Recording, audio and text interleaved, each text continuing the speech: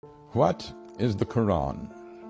It is a set of 7th century revelations from God made to Muhammad in 2 cities, Mecca and Medina, in what is now Saudi Arabia.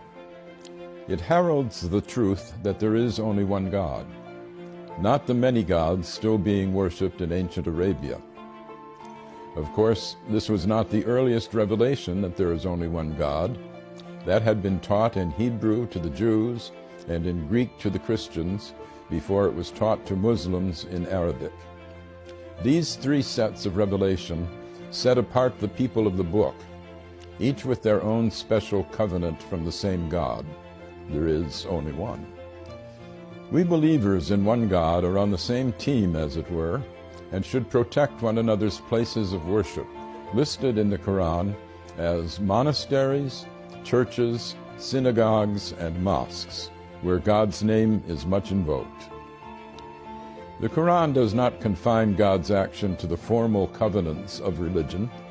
God tells us that He sends messages to all men all the time, beginning with Adam, who repented his sin in the garden and became the first prophet. The unending stream of prophets includes Moses and Jesus.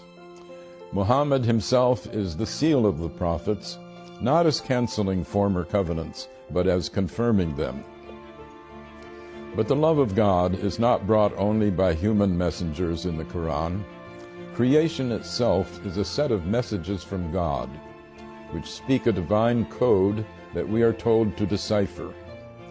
God's intent can be seen in the beauty and power of the universe. Moses does not speak alone on the mountain speaks with him. Birds speak to Solomon. The world is constantly signaling to us, bringing us insights into the beauty and power of its maker. This should call us to a reverence for God's handiwork, an important message for our ecologically challenged era. The Quran has more of poetry in it than of legislation. It sets ethical norms while stressing the need for mercy in our dealings with God's fellow creatures. Force is allowed only for self-defense and never as a way of spreading religion. Commercial dealings with fellow Muslims or with non-Muslims should be meticulously fair and never extortionate. The relations of the sexes were still polygamous in the 7th century, as among the ancient Hebrews and the original Mormons, but women are to be honored.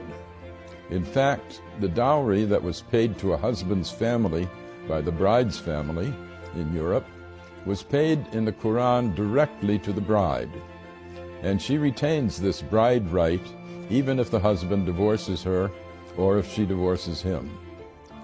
This carved out an area of women's rights unparalleled in the 7th century. The Quran is a book of many levels and great depths. Even non-Muslims can learn from it, as Pope Francis has proclaimed. I am Gary Wills for the Amir Stein Center.